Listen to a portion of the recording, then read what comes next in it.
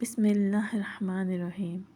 حضرت لقمان رضی اللہ عنہ تعالیٰ کا ذکر آپ نے قرآن پاک میں سنا ہوگا۔ اللہ پاک نے ان کو اتنا پسندیدہ فرمایا کہ ان کا ذکر بھی قرآن پاک میں فرما دیا کہ ماشاءاللہ ان کی قابلیت، طب انسانی کی خدمت، ان کے مشورے، ان کی حکمت لاجواب ہے۔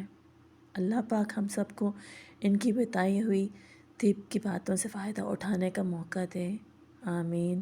آج جو ہم جس بیماری میں مبتلا ہیں یا جو سی تکلیفیں، کیونکہ ان کے مشورے بھی دیے گئے تھے، ایڈوائزز کہ زندگی میں کس طرح سے ہمیں پرسکون زندگی گزارنی چاہیے، طب کے ساتھ ساتھ یہ چیزیں بھی انہوں نے فرمائی تھیں۔ تو اللہ پاک ہم سب کو ان سے فائدہ اٹھانے کی اور صحیح معلومات ہم تک پہنچانے کی لوگوں کو ہمت دے، جو ہم تک یہ معلومات پہنچاتے رہے ہیں اور آگے بھی پہنچاتے رہیں، آمین۔ انسان کے 3 حصے ہیں، ان میں سے ایک اللہ کا، دوسرا اپنا، تیسرا کیڑوں کا۔ جو حصہ اللہ کا ہے وہ روح ہے، اور جو حصہ اپنا ہے وہ عمل، اور جو حصہ کیڑوں کا ہے وہ جسم ہے۔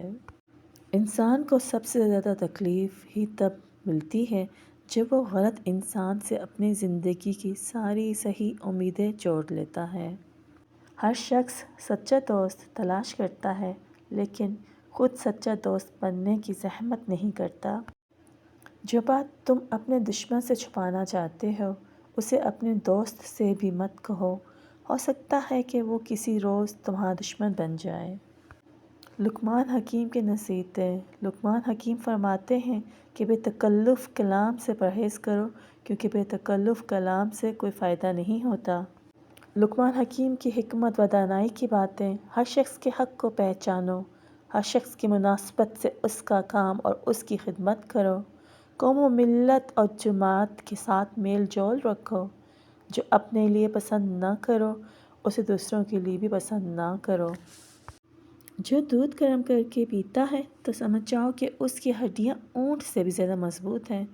جو الائچی والا دودھ پیتا ہے تو سمجھ جائیں کہ اس کی موت کسی لا علاج بیماری کی وجہ سے نہیں ہوگی۔ جو ہلدی والا دودھ پیتا ہے تو سمجھ جاؤ کہ اس پر سانپ اور بچھو کا زہر اثر نہیں کرے گا۔ جو بھینس کا کچا دودھ پیتا ہے اس کو کبھی کمر کی درد کی شکایت نہیں ہوگی۔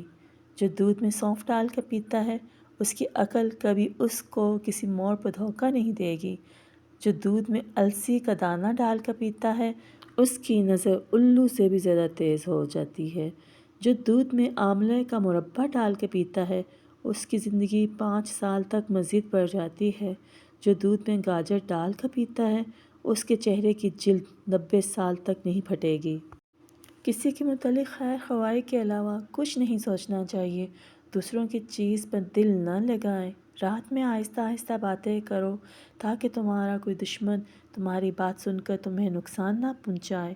دوست اور دشمن دونوں سے خندہ بشانی کے ساتھ رہو۔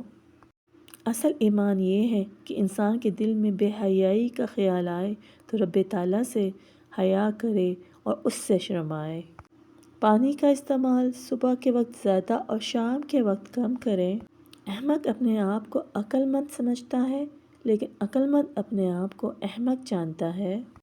بھیڑ ہمیشہ اس راستے پر چلتی ہے جو راستہ آسان لگتا ہے، لیکن اس کا مطلب یہ نہیں کہ بھیڑ ہمیشہ صحیح راستے پر چلتی ہے۔ اپنے راستے خود چنیے، کیونکہ آپ کو آپ سے بہتر کوئی نہیں جانتا۔